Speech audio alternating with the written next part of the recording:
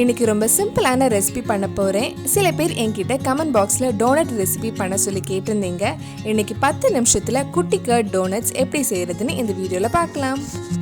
ஒரு பவுலில் 1/2 கப் தயிர், 1/4 கப் பவுடர் சுகர் எடுத்திருக்கேன். இது 1/4 கப் சுகர் எடுத்து மிக்சியில் பொடிச்சது.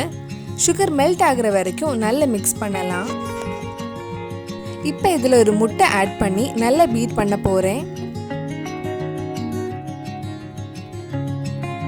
முட்டை பீட் பண்ணதுக்கப்புறம் 1 டீஸ்பூன் வெனிலா எசன்ஸ் ஆட் பண்ணி மிக்ஸ் பண்ணலாம். மிக்ஸ் பண்ணதுக்கப்புறம் இதில் 1 கப் மைதா ஆட் பண்ணுறேன். மைதா ஆட் பண்ணி நல்லா மிக்ஸ் பண்ணிக்கோங்க. கடைசியாக 1 டீஸ்பூன் பேக்கிங் பவுடரும் ஆட் பண்ணலாம். இதில் தண்ணி, பால் எதுவும் ஊற்ற வேண்டாம். இந்த மாதிரி ஸ்டிக்கி கன்சிஸ்டன்சியில் தான் இருக்கணும். நம்ம ரெடி பண்ணி வச்சுருக்கிற மாவை ஒரு பைப்பிங் பேக்கு மாற்றலாம். பைப்பிங் பேக்கில் போட்டு இதில் இருந்து மாவு எண்ணெயில் ஊற்றி ஃப்ரை பண்ணுறதுக்கு கொஞ்சம் ஈஸியாக இருக்கும். அதனால தான் பைப்பிங் பேக் யூஸ் பண்ணுறேன். இந்த மாதிரி ஃப்ரண்டில் சின்னதாக கட் பண்ணிக்கோங்க. டோனட்ஸ் ஃப்ரை பண்ணுறதுக்கு ஒரு கடாயில் எண்ணெய் சூடு பண்ண வச்சுருக்கேன். எண்ணெய் ரொம்ப சூடாக வேண்டாம். ஒரு லோ டு மீடியம் ஃப்ளேமில் ஃப்ரை பண்ணலாம். இந்த மாதிரி கொஞ்சம் மாவு ப்ரெஸ் பண்ணதுக்கப்புறம் கட் பண்ணி விட்டுக்கோங்க.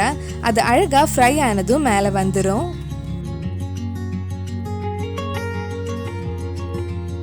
எல்லா சைடும் லைட் கோல்டன் கலர் வந்ததும் நம்ம எடுத்துடலாம்.